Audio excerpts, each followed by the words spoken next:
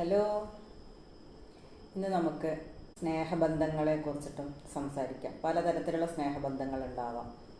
സൗഹൃദങ്ങളാവാം, ഫ്രണ്ട്ഷിപ്പാവാം, കുടുംബ ബന്ധങ്ങളാവാം.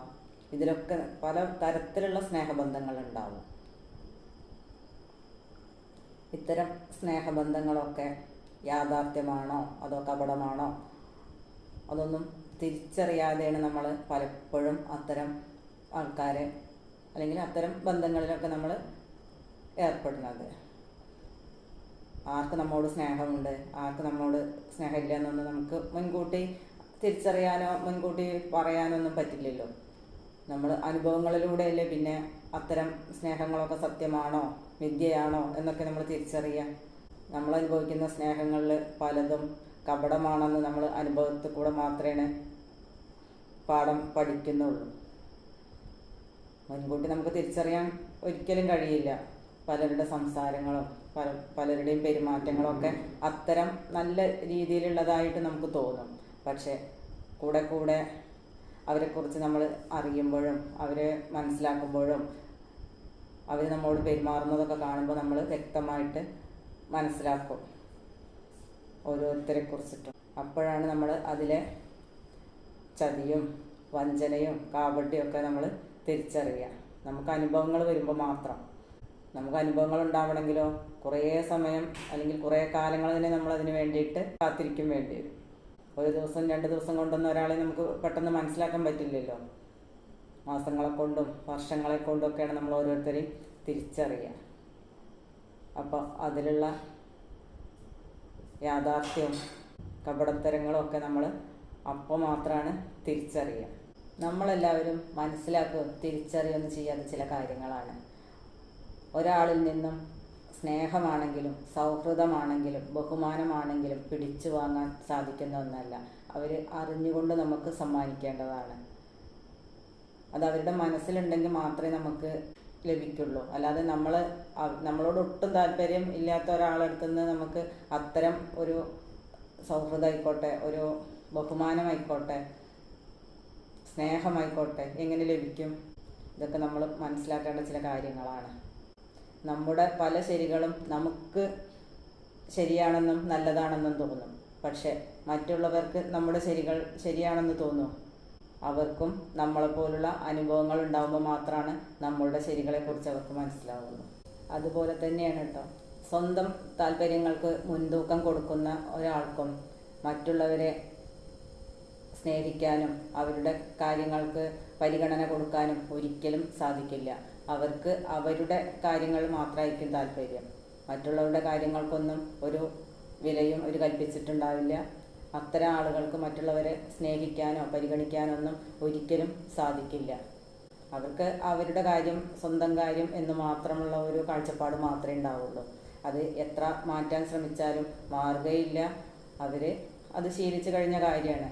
സ്വന്തം കാര്യങ്ങൾക്ക് ഭയങ്കരമായ പ്രാധാന്യം, അതിലേറെ അതിനോടുള്ള താല്പര്യമൊക്കെ അവർക്ക് കൂടുതലായിരിക്കും.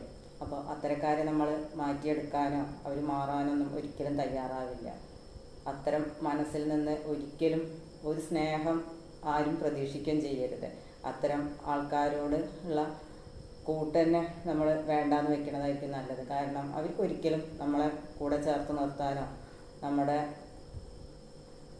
മനസ്സ് മനസ്സിലാക്കാനോ ഒന്നും അവർക്ക് കഴിയില്ല. അവർക്കെപ്പോഴും അവരുടെ താല്പര്യങ്ങൾക്കല്ലേ മുൻതൂക്കം. അതുകൊണ്ട് തന്നെ നമുക്ക് എത്ര പ്രിയപ്പെട്ടവരാണെങ്കിലും അവരുടെ ഹൃദയത്തിൽ നമുക്ക് സ്ഥാനമില്ല എന്ന് അറിഞ്ഞു കഴിഞ്ഞാൽ ആ സമയം അല്ലെങ്കിൽ ആ നിമിഷം തന്നെ നമ്മൾ പിന്തിരിഞ്ഞ് നടന്നേക്കണം. കാരണം അവരുടെ ഹൃദയത്തിൽ നമുക്ക് ഒരു അംശം പോലും സ്ഥാനം ഇല്ല. പിന്നെ നമ്മൾ അവിടെ കടിച്ചു തൂങ്ങി നിന്നിട്ട് എന്ത് നേടാനാണ്?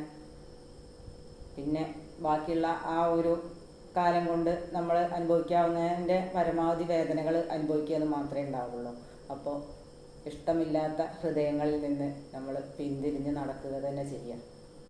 അത്തരം പ്രവൃത്തികളിലൂടെ അല്ലെങ്കിൽ അത്തരം കാര്യങ്ങളൊക്കെ മനസ്സിലാക്കി കഴിഞ്ഞാൽ നമുക്ക് പിന്തിരിഞ്ഞ് നടക്കുമ്പോഴായിരിക്കും സമാധാനവും സന്തോഷമൊക്കെ ലഭിക്കുക. അതിൽ തന്നെ കടിച്ചു തൂങ്ങി നിന്ന് കഴിഞ്ഞാൽ ഒരിക്കലും ഒരു സന്തോഷം എന്ന് പറഞ്ഞ സംഭവം നമ്മുടെ ജീവിതത്തിൽ ഉണ്ടാവാൻ പോകുന്നില്ല. പലരും നമ്മെ വാക്കുകളെ കൊണ്ട് വിസ്മയിപ്പിക്കും, വാക്കുകളെ കൊണ്ട് നമ്മളെ അത്ഭുതപ്പെടുത്തും. പക്ഷേ പ്രവൃത്തി കൊണ്ട് അവർ നമ്മളെ ചതിക്കുകയായിരിക്കും. അതൊരിക്കലും നമ്മൾ തിരിച്ചറിയാൻ പോകണില്ല. അവരുടെ വാക്കുകളിലല്ലേ നമ്മൾ വീണ് പോണത്. പക്ഷേ അവരുടെ പ്രവൃത്തി എന്താണെന്ന് നമ്മൾ തിരിച്ചറിയണമില്ല. നമ്മൾ അറിഞ്ഞാലും നമ്മളത് ശ്രദ്ധിക്കണില്ല. അപ്പോൾ നമുക്ക് അത് മനസ്സിലാക്കാനായിട്ട് പറ്റുന്നതുമില്ല. പക്ഷെ ആരുടെയും സ്നേഹം തുളുമ്പുന്ന വാക്കുകളിലൊന്നും വിശ്വസിച്ച് പോകരുത്. അവരുടെ പ്രവൃത്തിയിൽ നിന്നാണ് നമ്മളോടുള്ള സ്നേഹവും കരുതലൊക്കെ നമ്മൾ മനസ്സിലാക്കേണ്ടത്. ആർക്കും നല്ല രീതിയിൽ സ്നേഹത്തോടെ സംസാരിക്കാനൊക്കെ പറ്റും. പക്ഷെ അതുപോലെ പ്രവർത്തിക്കാൻ സാധിക്കുന്ന ഒരാൾക്ക് മാത്രമേ നമ്മളോട് യഥാർത്ഥത്തിലുള്ള സ്നേഹം ഉണ്ടാവുള്ളൂ. മറ്റേതാ വാക്കുകളിലും വാഗ്ദാനങ്ങളിലൊക്കെ തീർന്നു നമ്മളോടുള്ള സ്നേഹം. പക്ഷെ നമ്മളോട് യഥാർത്ഥത്തിൽ സ്നേഹം ഉണ്ടെന്ന് വെച്ചിട്ടുണ്ടെങ്കിൽ അത് അവർ പ്രവർത്തിച്ചിട്ട് തന്നെ നമുക്ക് മനസ്സിലാക്കി തരും. നമ്മളെ പ്രവൃത്തിയിലൂടെ അവരത് നമുക്ക് കാണിച്ചു തരികയും ചെയ്യും. അതാണ് യഥാർത്ഥ സ്നേഹം. വാക്കുകളിലൂടെ ആർക്കും ആരെയും മോഹിപ്പിക്കാം, സന്തോഷിപ്പിക്കാം, ഇതൊക്കെ ചെയ്യാൻ പറ്റും. പക്ഷെ അത്തരം ഒരു മോഹത്തിനും സന്തോഷത്തിനൊക്കെ ആയുസ് വളരെ കുറവായിരിക്കും. യഥാർത്ഥ സ്നേഹം അത് പ്രവൃത്തിയിലൂടെ മാത്രമാണ് നമുക്ക് എന്താണെന്ന് മനസ്സിലാവും, എങ്ങനെ വേണം എന്നുള്ളത് നമ്മൾ മനസ്സിലാക്കുകയൊക്കെ ചെയ്യുള്ളൂ. അപ്പോൾ ഒരാളുടെയും വാക്കിൽ വിശ്വസിക്കാതെ അവരുടെ പ്രവൃത്തിയിലാണ് നമ്മൾ വിശ്വസിക്കേണ്ടത്. നമ്മളെപ്പോഴും നമ്മുടെ ഇഷ്ടങ്ങൾക്ക് വേണ്ടിയിട്ട് ജീവിക്കാൻ ശ്രമിക്കണം. നമ്മുടെ നഷ്ടങ്ങളെ ഓർത്ത് നമ്മൾ ഒരിക്കലും നമ്മുടെ സമയം പാഴാക്കരുത്. നഷ്ടങ്ങൾ നമ്മളത് കഴിഞ്ഞു പോയി. ഇനി നമ്മുടെ ഇഷ്ടങ്ങൾക്കനുസരിച്ച് ജീവിക്കുമ്പോൾ നമ്മളുടെ ജീവിതത്തിൽ നഷ്ടങ്ങളെക്കാളും അല്ലെങ്കിൽ നമ്മൾ ആഗ്രഹിക്കുന്നതിനേക്കാളും നല്ല നല്ല കാര്യങ്ങൾ സംഭവിക്കും. അത് നമ്മുടെ ഇഷ്ടങ്ങളാണ്. നമ്മൾ ഇഷ്ടങ്ങളെ നമ്മൾ താലോലിച്ച് വളർത്തി അത് സ്വപ്നം കണ്ട് നമ്മൾ അവിടേക്ക് എത്താനുള്ളൊരു ശ്രമം കൂടി നടത്തുകയാണെന്ന് വെച്ചിട്ടുണ്ടെങ്കിൽ തീർച്ചയായും നമ്മൾ നല്ലൊരു നിലയിൽ എത്തിപ്പെടും. അല്ലാതെ നമ്മളെ നഷ്ടങ്ങളെ കുറിച്ച് ഓർത്തിട്ട് നമ്മുടെ ദിവസവും സമയവും ഒക്കെ പാഴാക്കി കളഞ്ഞാൽ അത് അതിലും വലിയൊരു നഷ്ടമായിട്ട് മാത്രമാണ് നമുക്ക് സംഭവിക്കുക. എപ്പോഴും നഷ്ടങ്ങളെക്കുറിച്ച് ഒരിക്കലും ചിന്തിക്കരുത്. അത് കഴിഞ്ഞു പോയി. അത് ഇനി ആവർത്തിക്കാതിരിക്കാൻ വേണ്ടിയിട്ടല്ലേ നമ്മൾ ശ്രമിക്കേണ്ടത്.